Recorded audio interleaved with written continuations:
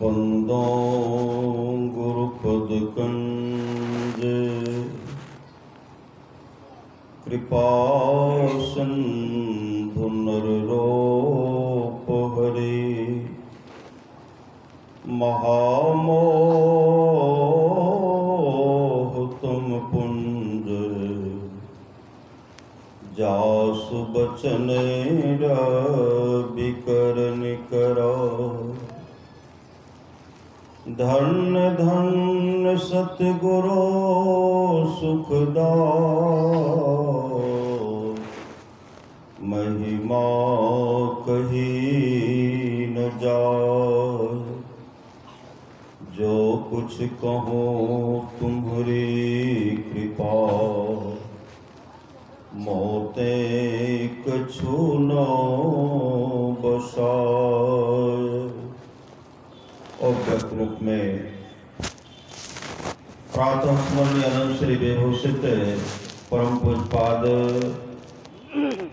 सदगुरु महाराज के चरणों में कोटि कोटि नमन। मंचासन पूज्य बाबा के चरणों में कोटि कोटि नमन। विशिष्ट गुरुजन,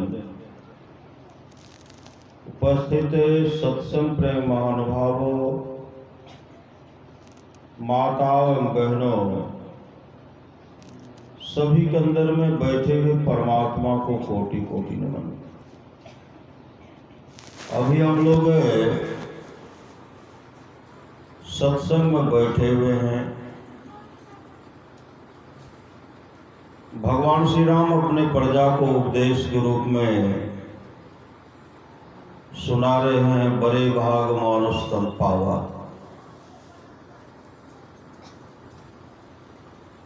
क्यों सुना रहे हैं? भगवान श्री राम सिंहासन पर बैठे हुए थे, लक्ष्मण जी भी थे, भक्त हनुमान भी थे। सामने में कुत्ता बैठा हुआ था। कुत्ता जब खांसते हैं तो उसके मुख से कीड़ा पिल्लू नीचे गिरता है और टहलने लगा। भगवान श्री राम कहते अनर्थ हो गया। लक्ष्मण जी कहते हैं प्रभु सब तो ठीक है, अनर्थ क्या हो गया? भगवान श्री राम कहते हैं ब्रह्मा जी का पतन हो गया। ब्रह्मा जी का पतन हो गया। जो ब्रह्मा के पद पर सुशोभित थे उनके जीवन में न गुरु हुआ, न साधना, न सत्संग, न ध्यान, न भजन। उसके पुण्य का अंत हो गया। अब पुण्य छिन्न होने के बाद कुत्ता के मुख से धरती पर कीड़े के रूप में, पिल्लू के रूप में टहल रहा है। लक्ष्मण जी कहते हैं भगवान अपने प्रजा को ऐसा उपदेश किया जाए जो हमारी प्रजा यहां भी सुख से रहे, यहां भी सुख से रहे, और यहां से जाने के बाद भी सुख से रहे। तब भगवान श्री राम पूरे राज में ढिंढोरा पिटवाते हैं। गुरुजन पुरजन तमाम आए, आदर से बिठाकर नम्र भाव से कहने लगे, जो आप लोग सुन रहे थे, बड़े भाग मानुष तन पावा। बड़े भाग से मनुष्य का शरीर मिलता है, सुर दुर्लभ है। यह शरीर देवताओं को भी दुर्लभ है। देवता के पुण्य के छिन्न होने पर वह मानव का शरीर धारण नहीं करते। उनके पुण्य का जब अंत हो जाता है तो 84 लाख योनि में चला जाता है। भजन बिनो कुकर सुकर जैसो, भजन बिनो बैल बिराने होई हो। भजन बिनो बनो ऊट वृक्ष भैंसो। संत कबीर साहब कहते हैं ऐसो जन्म नहीं पैवे मंडे। तमाम संसार के लोगों से कहते हैं ऐसो जन्म नहीं पैवे मंडे, ऐसो जन्म नहीं पैवे रे। सुकर स्वान चराचर पशुआ, जन्म जन्म में दुख पैवे रे। मानव का शरीर मिला है, ऐठे कर करते हो। सदगुरु के शरण में नहीं जाते, सत्संग नहीं करते हैं, तो सूकर स्वान चराचर पशुआ जन्म जन्म में दुख पैवेरे कितने वर्ष तक के लिए? 2.25 अरब बरस तक आवागमन के चक्र में दुख भोगना पड़ेगा। 2.25 अरब बरस बीत जाने के बाद आपको मानव का शरीर मिलेगा। अब मानव का शरीर मिलेगा जब अपने जीवन के बागडोर को सदगुरु के हवाले करेंगे, नित्य नियमित ढंग से स्तुति प्रार्थना करेंगे, तब जीवन सफल और सार्थक होगा। वही संत कबीर साहब कहते हैं, सूकर स्वान चराचर पशुआ जन्म जन्म दुख पैबे रे, सूखे तृण। भोजन के लिए क्या मिलेगा? सूखा भूसा मिलेगा, सूखा घास मिलेगा। सूखी तृण आगे धर दे तो घास भूसा नहीं पैबे मंडे, ऐसो जन्म नहीं पैबे। 4 पाँव 2 सिंह गुंग मुख, कैसे का हरि गुने गए रे। 4 पाँव और 2 सिंह मुख से गूंगा, प्यास लगने के बाद पानी भी नहीं मांग सकते हैं, भूख लगने के बाद भोजन भी नहीं मांग सकते हैं, ऐसा शरीर मिलेगा। 4 पाँव 2 सिंह गुंग मुख, कैसे का हरि गुण गए रे। खींच के रसा खोटा में बांधतो, परमुख देखी सिरवे मंडे, ऐसो जन्म नहीं पैबे रे। दूसरे के मुख को देख करके पश्चाताप करोगे। भारी बोझ तोरा पीठी पर लातो, पंथ चलत पछे तैबे रे। हानि के होरा कुखा में मारतो, हुकरी हुकरी पछतेवे मंडे, ऐसो जन्म नहीं पैबे रे। धन संपत्ति डाकू ले देतो, संत सेवा कब करवे रे। कहे कबीर सुनो भाई साधो, चल ही के बेरी पछतेवे मंडे, ऐसो जन्म नहीं पैबे रे। चलने के समय पश्चाताप करना पड़ेगा।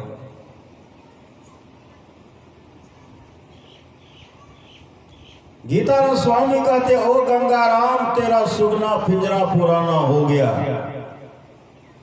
तुम बैठा है खामोश, तेरा साथी रवाना हो गया।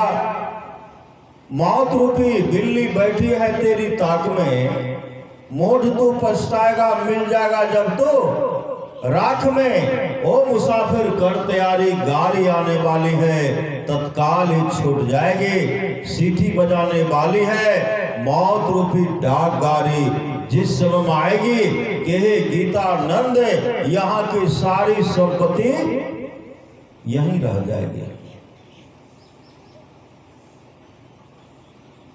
बैंक में कितना रुपया है वह भी कहने के लिए मौका आपको नहीं देंगे।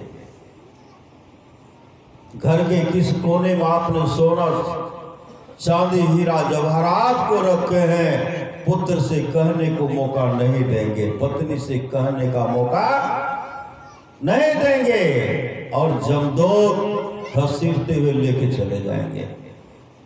उस समय चीखेंगे चिल्लाएंगे, हे भार्या, हे पुत्र, हे सगे संबंधियों, हे कुटुंबियों, कोई तो मुझे जम फांस से बचाओ। कौन बचाएंगे? गुरुविन कौन मिटावे भव, तो गुरुविन कौन मिटावे रे। गुरुविन कौन सहाय नरक में, गुरुविन कौन सहाय। बड़े भाग मानुष तन पावा, सुर दुर्लभ सब ग्रंथे गावा।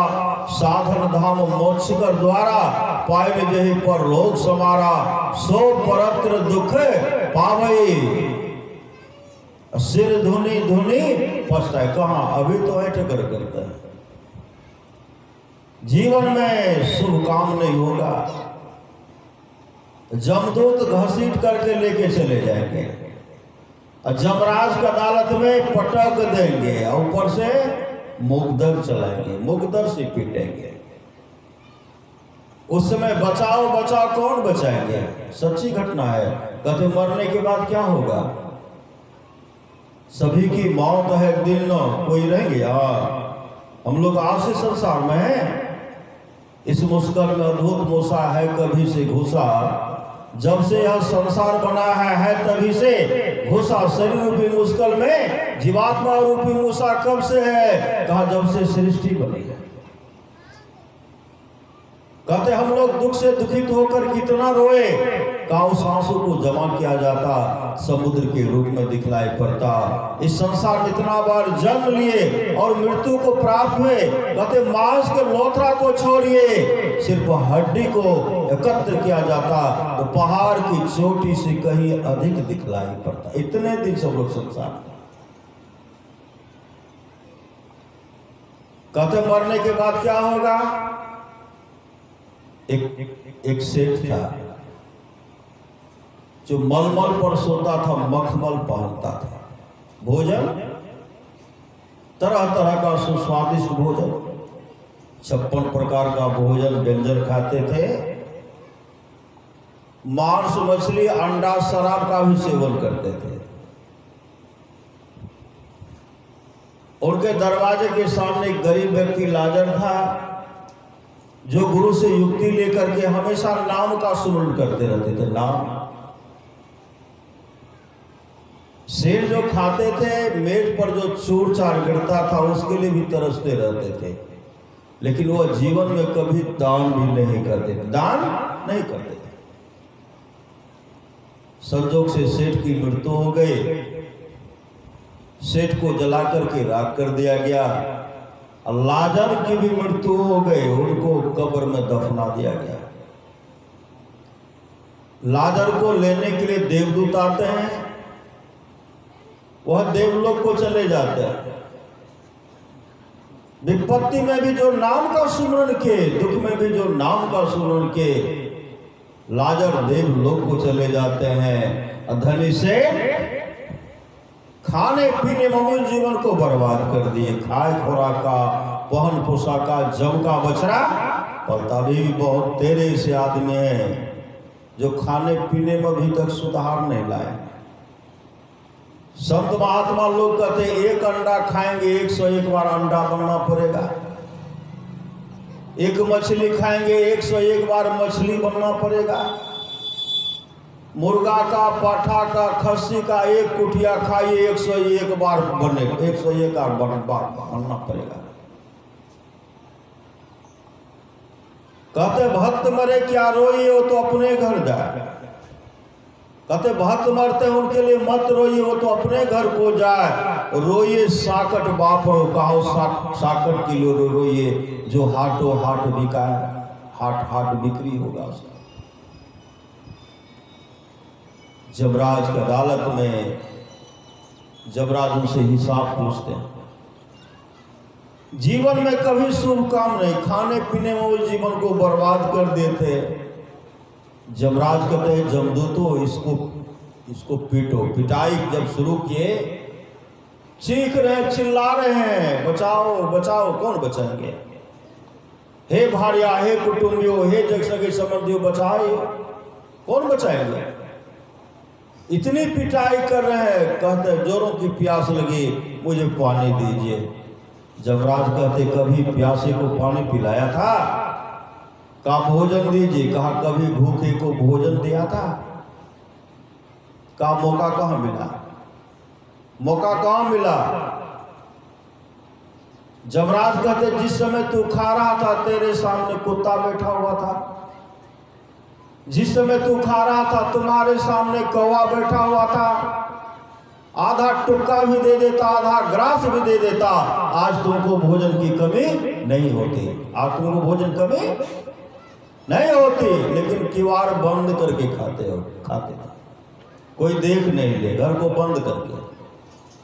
गरुड़ पुराण में जो घर किवाड़ को बंद करके अकेले सुंदर सुंदर भोजन चुरा करके खा लेते हैं, उनका जब शरीर छूटता तो प्रेत की योनि में चला जाता। प्रेत, उसको पानी भी नसीब नहीं होता। एक बूंद पानी पीने में उनको 1 वर्ष लगता है, इतना बड़ा कष्ट होता है।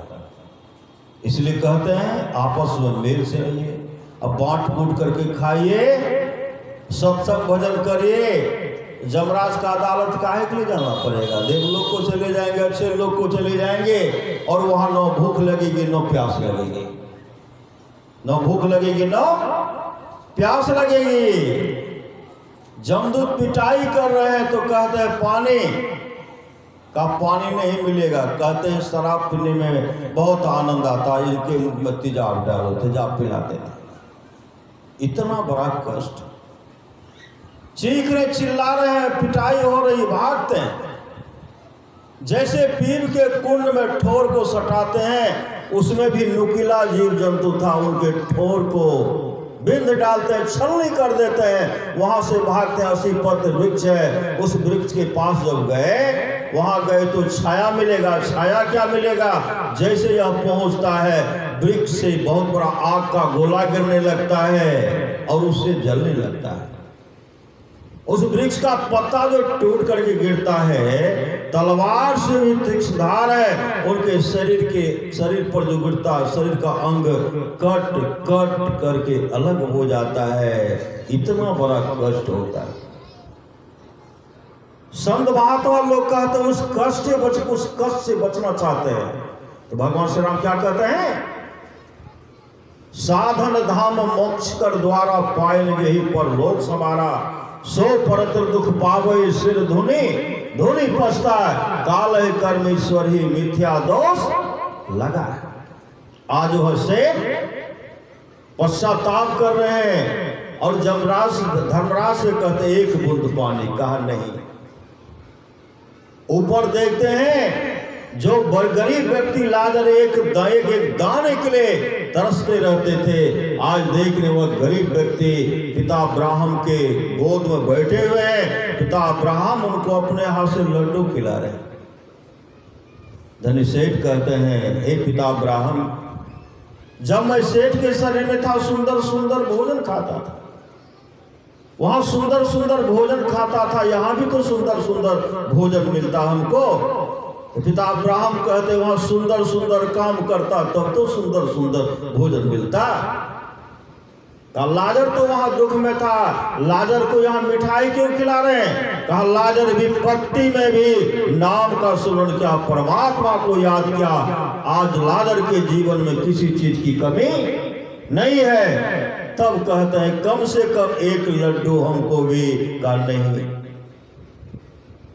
तब धनी सेठ कहते हैं पिता अब्राहम, मेरा कंठ जो है जीवा जल रहा, का कुछ पानी पिलाए, का यह भी नहीं होगा। तब लाजर से प्रार्थना करते हैं, भैया लाजर, तुम तो जानते थे कि मैं कितना सुखमय जीवन व्यतीत करता था, तुम अपने अंगूठा को जल के सिरे में डुबा करके वह अंगूठा मेरे जीवा पर रखो, जिससे मुझे तृप्ति और शांति मिले।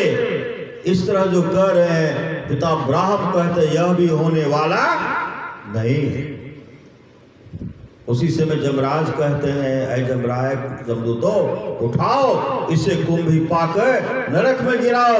उसी समय वह धनी सेठ हाथ जोड़ते कहते हैं, हे पिता अब्राहम, मेरे घर पर मेरे 4 भाई हैं, वह भी शराबी है, वह भी मांसाहारी, वह भी जुआरी है। मेरे पिताजी भी मांस खाते हैं, मेरे पिताजी भी शराब पीते हैं। कम से कम उनको जाकर के उपदेश कर दीजिए, वह शराब नहीं पीवे, मांस मछली नहीं खाए। साथ ही साथ उनको यह भी उपदेश कर दीजिए कि आपका पुत्र नरक में बहुत दुख भोग रहा है, आपका भाई नरक में बहुत दुख भोग रहा है।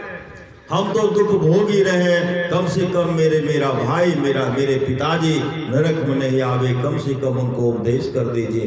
पिता अब्राहम कहते हैं, जो जीवित अवस्था में संत महात्मा की बात को नहीं मानता है, मृतक में से जाएगा कौन मानेगा?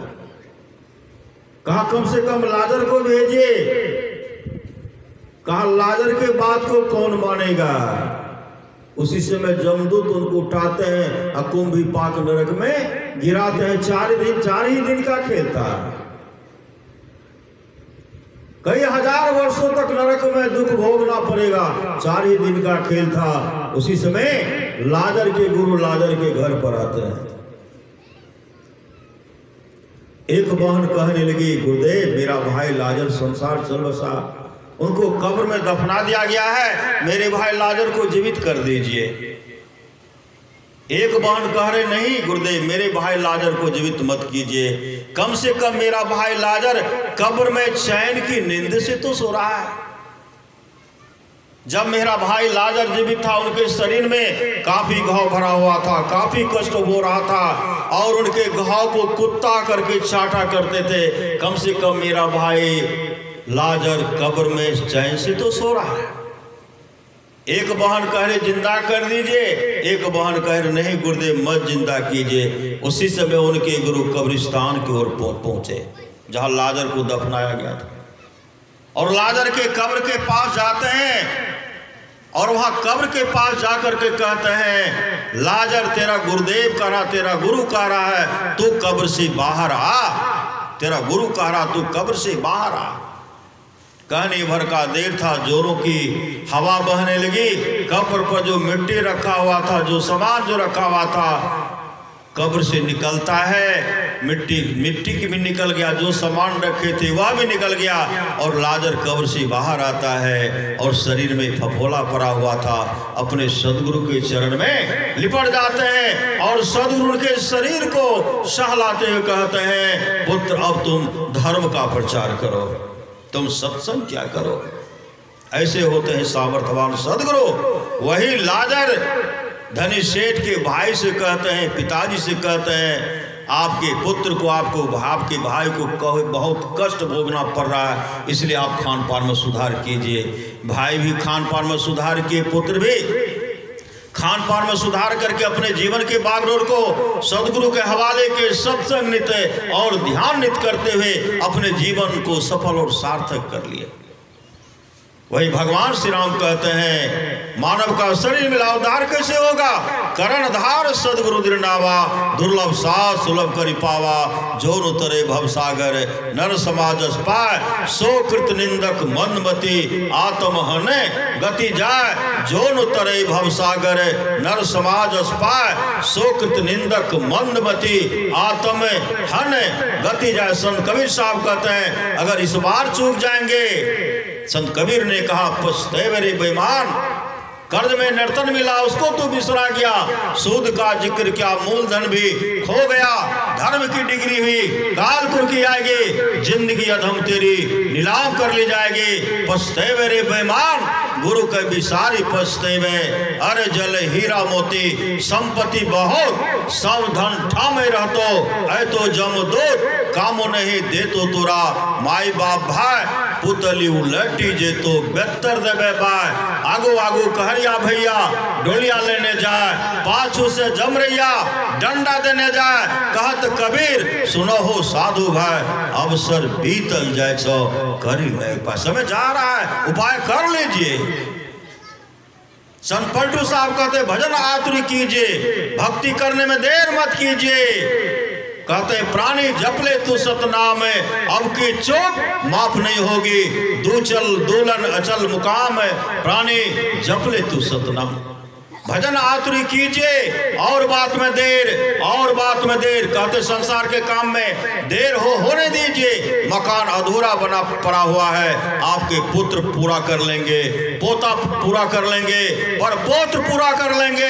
अगर अपने जीवन रूपी मंदिर को नहीं बनाएंगे, आपके सिवा इसको बनाने वाला, इसको सजाने वाला कोई नहीं होगा, कोई नहीं होगा, कोई नहीं होगा।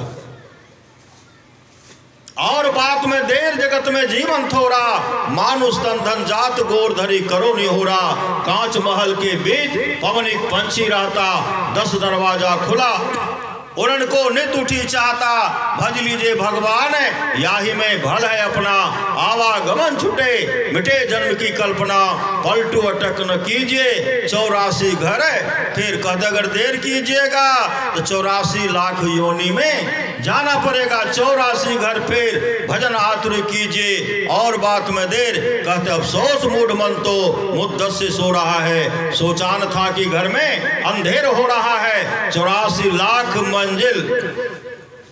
तय करके मुश्किलों से जिस घर को तूने ढूंढा, उस घर को खो रहा वही गीताराम स्वामी कहते मौत रूपी डाक गाड़ी जिसमें आएगी कि हे गीतानंद यहाँ की सारी संपत्ति यहीं रह जाएगी।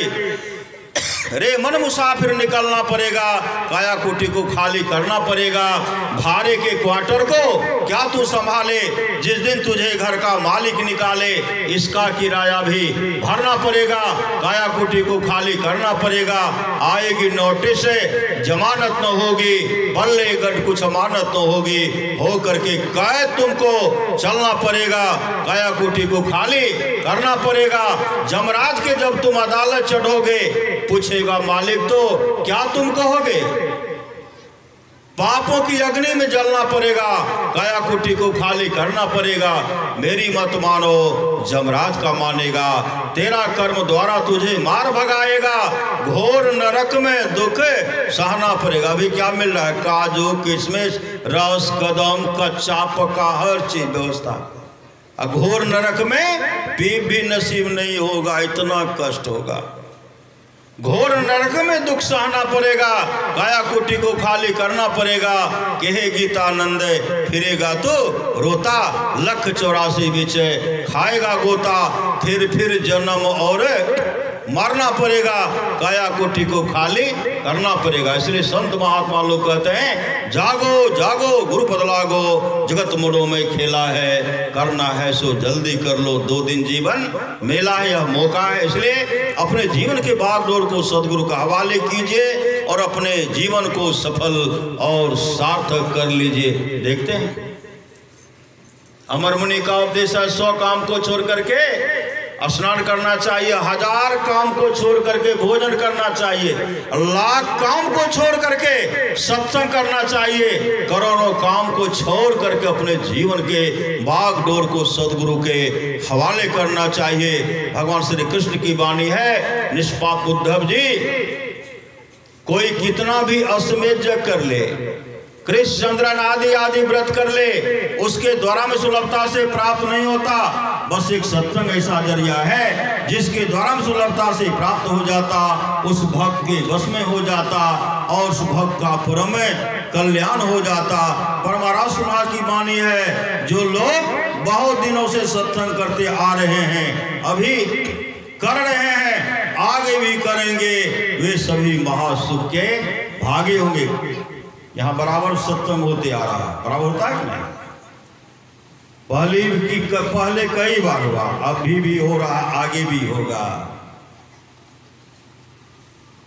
ऐसे लोग महासुख के भागी होंगे। कुछ बाबा से सुन रहे थे कि बाबू जी पूरा व्यवस्था कर लिया, अपने कहाँ के लिए वहां के, उस धन जिस संपत्ति का कोई बंटवारा करने वाला नहीं होगा। सत्संग रूपी जो पूंजी है इसका कोई बंटवारा नहीं करेंगे। राजा कबास के 21 पीढ़ी तक का उद्धार हो गया था सत्संग के प्रभाव से।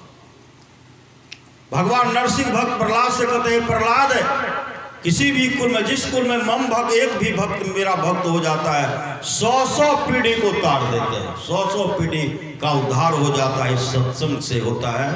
इसलिए गृहपति के द्वारा जो सत्संग का आयोजन किया गया है, जिस भावना से किए हैं, गुरुदेव उनके मांग को पूरा करेंगे।